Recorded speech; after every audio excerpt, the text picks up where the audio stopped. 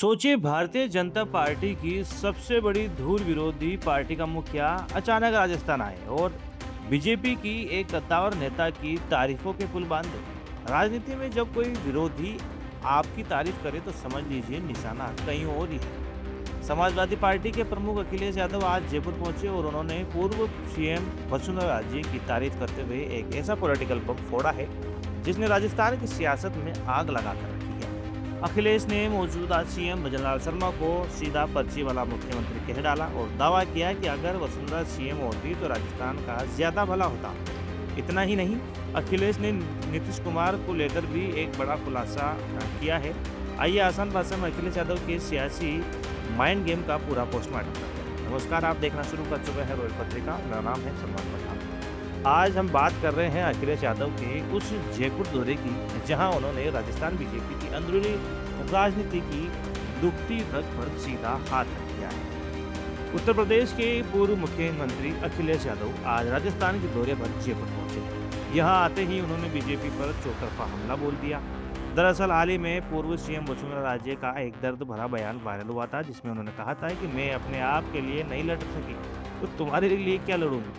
इसी बयान पर जब पत्रकारों ने अखिलेश यादव से सवाल पूछा तो उन्होंने जो जवाब दिया उसने राजस्थान की सियासत का पारा हाई कर दिया। अखिलेश ने कहा, अगर मैं अपने मन की बात कहूं तो राजस्थान के मुख्यमंत्री अगर वसुंधरा राजे होती तो प्रदेश की ज्यादा तरक्की होती।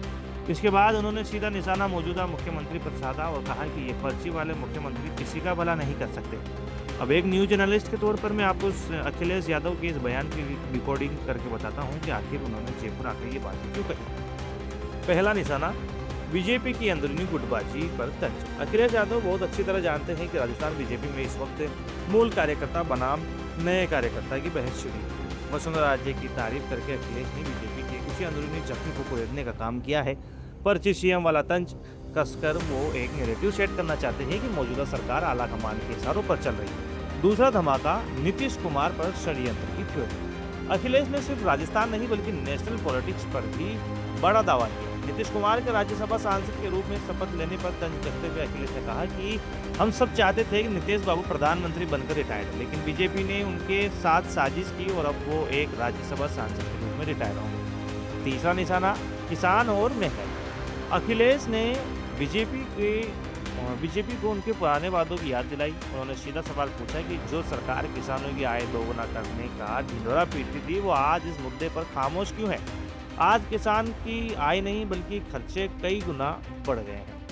अब इस पूरी जुबानी जंग का लब्बो आप समझिए। अखिलेश यादव का ये बयान कोई अचानक दिया गया बयान नहीं है। ये विपक्ष की एक सोची समझी रणनीति है जिसके तहत वो बीजेपी के मजबूत राज्यों में जाकर वहां के असंतुष्ट नेताओं की तारीफ करते हैं ताकि सत्ताधारी पार्टी के अंदर असहजता पैदा हो सके। राजनीति में इसी को माइंड गेम कहते हैं। अब सवाल आपके लिए, अखिलेश यादव ने जो कहा कि वसुंधरा राजे सीएम होती तो प्रदेश का ज्यादा विकास होता और पर्ची वाले सीएम भला नहीं कर सकते।